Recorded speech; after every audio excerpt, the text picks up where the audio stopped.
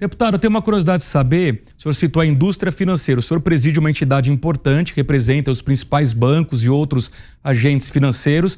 Qual a posição da entidade sobre essa queda de braço entre o presidente Lula e o presidente do Banco Central, Roberto Campos Neto? O presidente Lula querendo que se reduza na marra juros aqui no Brasil, ameaçando mudar a meta de inflação. Acho que todo mundo concorda que os juros são altos, a questão é como reduzi-los. Na marra, ou o governo deveria dar a sua contribuição reduzindo gastos públicos? Estou curioso para saber a posição da entidade que o senhor preside. Não, é só a gente olhar, é claro que para a indústria financeira como um todo, não só para os bancos, né? Porque a confederação engloba mais Ambima, Bolsa, aí todos os outros atores, leasing, as maquininhas de meio de pagamento, etc. É só a gente olhar o que se reconstruiu do governo do presidente Michel Temer e aonde nós chegamos com a taxa de juros, né? E o que aconteceu com a taxa de juros depois que o Bolsonaro abandona, né, aquilo que foi construído no governo do presidente Michel Temer e entrega o fim do teto de gastos, né, uma PEC para ganhar a eleição, e aí as despesas, né, vão saindo de controle, a própria questão dos precatórios, que eu acho que foi um erro, que vão pagar uma conta grande ainda, né? Essa bola de neve dos precatórios que não serão pagos, é um volume enorme. Então é claro que toda a indústria financeira quer uma taxa de juros menor. A gente sabe o que significa taxa de juros alta. A gente viu aí a crise, o que aconteceu com o banco americano, com o banco suíço. Então é óbvio que a indústria quer mais, não tem atalho. Não tem atalho. Então é óbvio que o governo precisa, na sua área econômica, ter clareza de qual é a política e como é que representa, né, o arcabouço fiscal do governo, não é isso? Né? E acho que tem outras políticas, por exemplo, vamos lembrar aqui, vamos voltar um pouco antes do governo do presidente Michel. Primeiro o governo do presidente Lula, né? Nós tínhamos aí uma coisa incipiente de crédito consignado nos estados. O governo federal vai nas suas políticas microeconômicas com o Marco Lisboa e aí resolve regulamentar o crédito consignado para o INSS. O que representa isso hoje? Representa um volume de crédito muito mais barato para milhões de brasileiros ali. No FGTS são 85 bilhões, no INSS quase 300 bilhões. Então é um volume muito grande de dinheiro numa lei. Numa lei ajudou, estimulou a redução do crédito. O que foi a lei? Uma lei de 2005, uma outra de 2013, que revolucionou o mercado de meios de pagamento, aí com esses bancos tecnológicos. O que foi isso que gerou um aumento de concorrência? Certamente reduziu o custo bancário, custo de tarifa, custo de crédito, né? Alienação fiduciária de carros, como é que você estimulou a venda de carros quando você gerou um instrumento. Ao mesmo tempo, quando algumas atitudes do judiciário acabaram com o mercado de leasing no Brasil. Então, é claro que o governo tem que sinalizar como é que controla a relação dívida-PIB, e acho que tem muita coisa que a própria indústria financeira, junto com o governo, junto com os outros atores da economia, podem pensar em conjunto o que a gente precisa fazer, quais são, eu digo isso para as associadas, o que a gente precisa propor de leis que podem melhorar e que podem acabar com alguns gargalos na indústria. Eu acho que esse é o debate. A nossa parte também não é ficar só na defensiva, explicando por que os juros do cartão de crédito é alto, por que não dava para ser 1,70 a taxa de juros do consignado. Isso é só na defensiva. Eu acho que a gente tem que ser, não vou dizer ousado, porque não tem ousadia nesse mercado, mas eu acho que a gente precisa olhar coisas como foram feitas do mercado junto com o governo. O primeiro governo do presidente Lula, citei aqui alguns exemplos que revolucionaram o mercado, que reduziram taxa de juros para milhões de brasileiros. O que a gente pode construir nesse novo momento do Brasil e do mundo, que a gente pode ajudar a ampliar a concorrência, e ampliando a concorrência, a gente pode ajudar também a redução da taxa de juros. Agora, não adianta querer interferir na taxa de juros, porque a taxa de longo prazo, ela sempre vai mostrar se aquela decisão ela é uma decisão correta do ponto de vista dos atores econômicos ou não. E não adianta ser a nossa vontade pessoal, né? O Tom Bini ali no governo Dilma segurou a taxa de juros, e a taxa de juros de longo prazo já estava no patamar aí de mais de 15%, 16% à época. Então, essas interferências sem mudanças estruturais, sem entender onde é que está o problema, elas não geram solução. Se você tivesse deixado o crédito consignado a 1,70, esses 200 e poucos bilhões de reais iam sumir da economia. Né? Se você mexer errado no cartão de crédito, o volume de venda do cartão de crédito representa 40% da venda no mercado, 20% do PIB. Não é pouca coisa.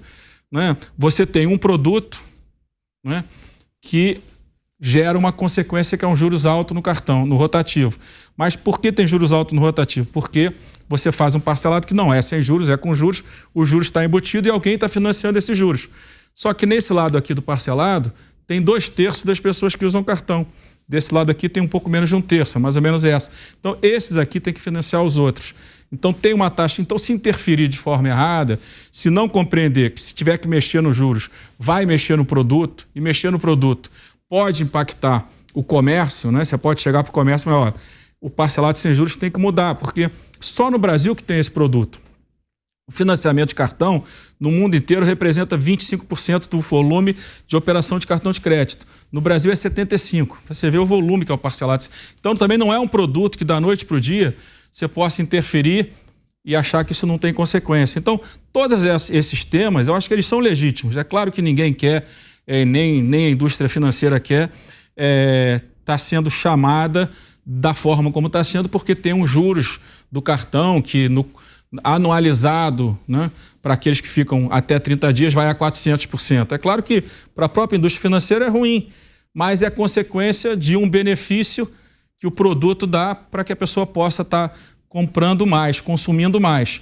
Se você mexer nisso num lado e acabar prejudicando o outro, quantos milhões de pessoas você está tirando do mercado da noite para o dia? Então, todos esses temas, eles precisam ser tratados com muito cuidado para que a gente tome as decisões certas, né? Se a gente não quer um juros caro no cartão, a gente tem que entender que a gente não poderá ter mais o modelo de parcelado sem juros em 10 prestações. Talvez em 5, talvez em 4, talvez em 3, né? Talvez parcelado com juros, né? Ou voltando à modalidade do desconto, né? Quer dizer, porque também não dá para o à vista e o parcelado ter o mesmo preço. Talvez uma mudança na modelagem do produto para que você possa dizer o seguinte: quanto é que é o rotativo se não tiver o parcelado sem juros? Né? Vai perto do CDC, vai para perto de 4,5. Então significa que se você não tivesse esse produto, os juros para quem atrasa o pagamento do seu cartão, né, só sem financiamento, cairia de 12 para 4. Vamos chamar assim, 4, 5%. Só que ao mesmo tempo você ia tirar 40% do volume de venda da economia da noite para o dia. Não dá, não é uma coisa que seja boa para ninguém, muito menos para a sociedade. Então tudo tem que ser tratado com cuidado para que a gente não tome decisões precipitadas, que não sejam estruturais e que não garantam soluções, como em casos simples. A regulação do consignado jogou a taxa de juros de 8, 10 na época do cheque especial, que era onde a pessoa se financiava, não é isso? Ou no rotativo, ou no crediário, onde fosse, jogou isso para 2%, 2 e pouco, hoje 1,97%. No próprio cartão de crédito, quanto é que seria os juros do comerciante se ele não tivesse a operação onde o emissor do cartão, o banco, garante o crédito do cliente, do comerciante? A taxa de juros hoje do desconto dele quanto é? 3, 4, 5, 6%, 3, 4%. Se ele não tivesse essa garantia, empresa média, empresa pequena ia para o mercado tomar dinheiro a 8, 10%. Então tem que tomar cuidado nas decisões para que a gente não impacte de forma negativa com vontade de acertar. Com vontade de acertar todos temos. Agora tem que acertar tomando a decisão certa para que a gente possa amanhã voltar a ter os juros que nós tivemos aí no passado. Só lembrar, teto de gastos, não é isso? Uma política fiscal organizada, né? Depois a reforma da Previdência, reforma trabalhista, tudo isso, nós chegamos a um juros, claro que 2% não era uma coisa de longo prazo, a gente sabe, mas chegamos a ter um juros de 5, 6%, que era um juro que atendia a todos, atendia principalmente ao cidadão que precisava tomar crédito. O crédito imobiliário de 17 a 22, ali com a nova lei do distrato que a gente aprovou em 17, você lembra o que aconteceu com o setor imobiliário ali, naquela crise depois pós-Dilma? Tinha empresas que quase quebraram, porque as pessoas especulavam com a compra e venda de apartamento, comprava e devolvia pelo mesmo preço. Aí quando nós fizemos a lei do distrato, nós reorganizamos o mercado imobiliário. Junto com isso, com a taxa de juros caindo, né, os bancos voltaram a financiar a longo prazo, né? Com a taxa de juros mais baixa, aumentou o recurso da poupança, dinheiro na poupança, mais dinheiro para o crédito. Então, de 17 a 21, 22, o volume de recursos do crédito imobiliário fez assim.